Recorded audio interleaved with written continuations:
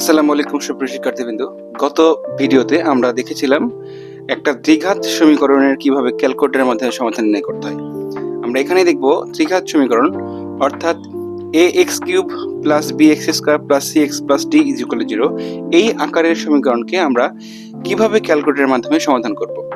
তো আগের ভিডিও যা দেখো নাই সেটা দেখে নিতে পারো, ওইটা দেখলে এটা আরো খুবই ইজি ওয়েতে তুমি বুঝতে পারবা। তো প্রথমত দেখো আমি 100 ms ক্যালকুলেটরটা নিয়েছি। এখানে ক্যালকুলেটর অন করতে হবে।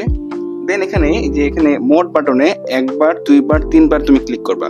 এখানে দেখতে পাবো ইকুয়েশন আসছে, দেন 1 প্রেস করবা। দেন এখানে দেখো আননোন লেখা আছে, আমরা আননোন এ যাব না, আমরা যাব হচ্ছে ডিগ্রিতে। দ্যাটস ওয়াই এই যে বড় বাটনটা আছে এখানে দেখো কপি রিপ্লে লেখা আছে, এটা ডান পাশে একবার প্রেস করব। তাহলে তুমি দেখতে পাবা দেখো ডিগ্রি 2 আর 3 লেখা আছে, অর্থাৎ এটা কত মাত্রার সমীকরণটা হবে, এটা কি 2 মাত্রার নাকি 3 মাত্রার। যেহেতু ত্রিঘাত তার মানে 3, এখানে আমরা 3 প্রেস করব। এখন দেখো a এর মানটা জানতে চাইছে, অর্থাৎ x³ এর সহগ কত সেটা এখানে জানতে চাইছে। তো এখানে আমাদের দেখো প্রথম যে সমীকরণ নিয়েছে সেখানে x³ এর সহগ হচ্ছে 8, আমরা 8 দিলাম, দেন ইকুয়াল বাটনে প্রেস করব। তারপর দেখো bx² অর্থাৎ x² এর সহগ কত সেটা জানতে চাইছে। তো আমরা b এর মান দিব 12 ইকুয়াল এন্ড cx অর্থাৎ x এর সহগ কত, দেখো c যেটা জানতে চাইছে সেটা হচ্ছে c হচ্ছে x এর সহগ, অর্থাৎ এখানে x এর সহগ হচ্ছে আমাদের 6, তাই আমরা 6 লিখে ইকুয়াল বাটন প্রেস করব। এন্ড ফাইনালি এই যে d এর মানটা জানতে চাইছে, তো d টা কত -63। তো আমরা এখানে -63 বসাবো। এন্ড এখানে ইকুয়াল বাটন যদি প্রেস করি দেখো যে একটু সময় নিল, আমাদের x1 অর্থাৎ একটা মান আসছে 1.5, আরেকবার প্রেস করলে আমরা x2 এর মান পাবো, অর্থাৎ আরেকটা আসছে সেটা হচ্ছে -1.5, আর x3 অর্থাৎ 3 নম্বর মান যেটা সেটা হচ্ছে -1.5। তো এটা আমাদের আসলে 100 ms ক্যালকুলেটর, তাই এরকম করে ভগ্নাংশ আকারে দিচ্ছে, দশমিক আকারে দিচ্ছে। আর তুমি যদি এটা 991 ES প্লাস ক্যালকুলেটর ইউজ করো সেক্ষেত্রে তোমাকে একদম এই 3.2 এইভাবেই দিবে। এটা কোনো সমস্যা না, বা তুমি এরকম করে বের করে অপশন টেস্ট করতে চাইলেও করতে পারবে, তখন ইজি হয়ে যাবে। আর আমরা আরেকটা এক্সাম্পল এখান থেকে দেখি।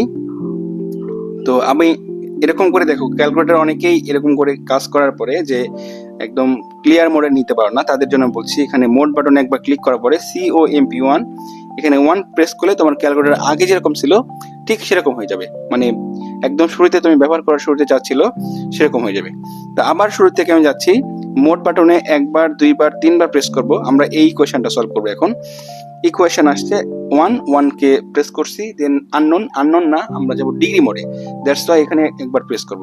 তাহলে আসছে ডিগ্রি 2 আর 3। আমরা ত্রিমাত্রিক সমীকরণ ত্রিঘাত সমীকরণ সমাধান করতে চাই, তাই এখানে 3 প্রেস করলাম। এখন a1 এর মানটা জানতে চাইছে, অর্থাৎ আমাদের যে আদর্শ সমীকরণ ছিল সেখানে a ছিল হচ্ছে x³ এর সহগ, এখানে x³ এর সহগ হচ্ছে 1, আমরা 1 প্রেস করলাম।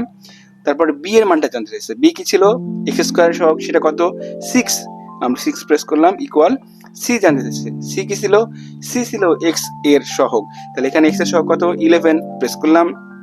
এন্ড দেন d এর মানটা জানতে চাইছে, d এর মানটা কত 6, আমরা 6 এ প্রেস করলাম। দেখো একবার ইকুয়াল বাটন চাপ দিলাম, একটা মান আসছে -1, আমরা এখানে লিখি -1, আর একটা x2 এর মান আসছে -3, আর আরেকটা আসছে -2। তাহলে আমাদের তিনটা মান আসছে, একটা -1, -3, -2। এই তিনটা হচ্ছে আমাদের এই একটা ত্রিঘাত সমীকরণের সমাধান। তো তোমরা চাইলে যে কোনো প্রতিযোগিতামূলক পরীক্ষায় এরকম করে ক্যালকুলেটর ব্যবহার করে খুব সহজেই, খুব দ্রুত এবং সঠিকভাবে তোমাদের সমাধান সম্পন্ন করতে পারো।